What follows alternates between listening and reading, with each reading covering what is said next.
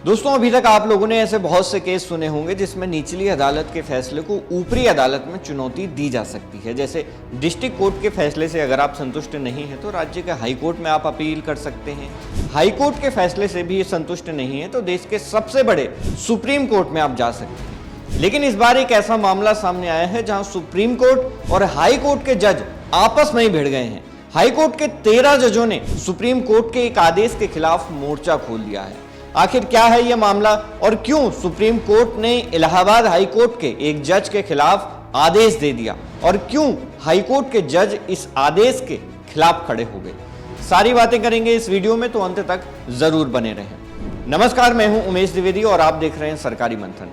दोस्तों, ये कहानी शुरू होती है सुप्रीम कोर्ट के एक बड़े फैसले से। सुप्रीम कोर्ट ने इलाहाबाद हाई कोर्ट के जज जस्टिस प्रशांत कुमार को आपराधिक मामलों की सुनवाई से हटा दिया।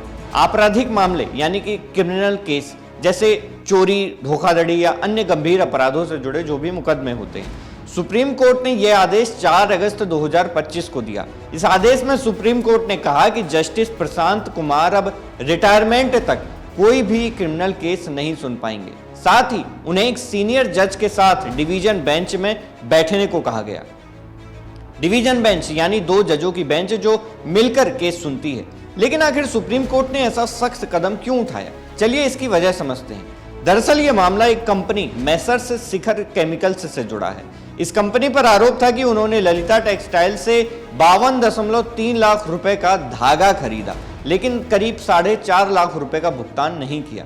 ये एक सिविल विवाद था, यानी पैसों के लेन देन से जुड़ा मामला जिसे सिविल कोर्ट में हल होना चाहिए था। लेकिन शिकायतकर्ता ने इसे आपराधिक मामला बना दिया और मजिस्ट्रेट कोर्ट में समन जारी कर दिया।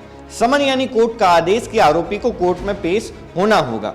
जब यह मामला इलाहाबाद हाई कोर्ट में जस्टिस प्रशांत कुमार के पास पहुंचा तो उन्होंने इस समन को रद्द करने से इनकार कर दिया।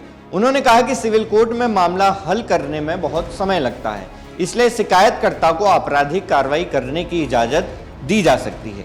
लेकिन सुप्रीम कोर्ट को जस्टिस प्रशांत कुमार का यह तर्क बिल्कुल पसंद नहीं आया। सुप्रीम कोर्ट के जज जस्टिस JB पारदीवाला और जस्टिस R महादेवन की बेंच ने इसे गंभीर गलती बताया।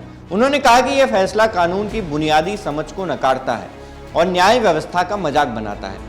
सुप्रीम कोर्ट ने जस्टिस प्रशांत कुमार के आदेश को रद्द कर दिया और मामले को दोबारा सुनवाई के लिए किसी और जज को सौंपने का आदेश दिया।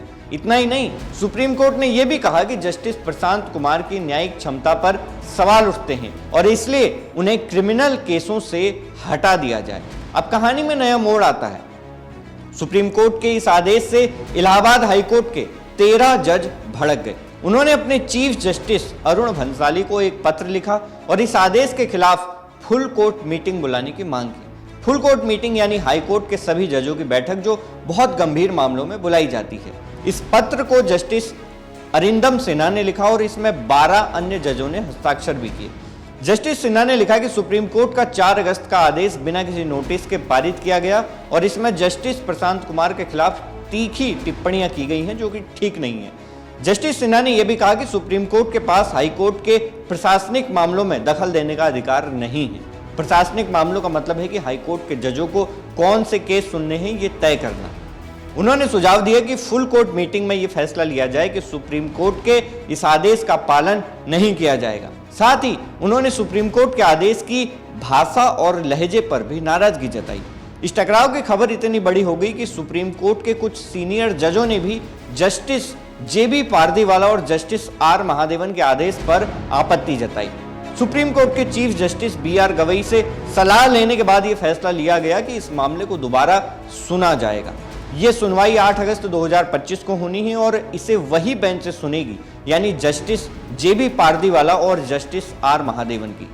दोस्तों, ये मामला अब और दिलचस्प हो गया है। सुप्रीम कोर्ट और इलाहाबाद कोर्ट के बीच का यह टकराव न सिर्फ कानूनी बल्कि प्रशासनिक और भावनात्मक भी है। इलाहाबाद हाई कोर्ट के 13 जजों का सुप्रीम कोर्ट के खिलाफ खड़ा होना एक बड़ा कदम है। क्या सुप्रीम कोर्ट अपने आदेश को बदलेगा? और सबसे बड़ा सवाल, क्या जस्टिस प्रशांत कुमार फिर से आपराधिक मामले सुन सकेंगे? इन सारे सवालों का जवाब हमें 8 अगस्त की सुनवाई में मिल सकता है। तो दोस्तों, ये थी सुप्रीम कोर्ट और इलाहाबाद हाई कोर्ट के बीच के टकराव की पूरी कहानी। अगर आपको ये जानकारी पसंद आई हो तो इस वीडियो को लाइक और हमारे चैनल सरकारी मंथन को सब्सक्राइब करना ना भूलें। मैं हूं उमेश द्विवेदी और आप देख रहे थे सरकारी मंथन। नमस्कार।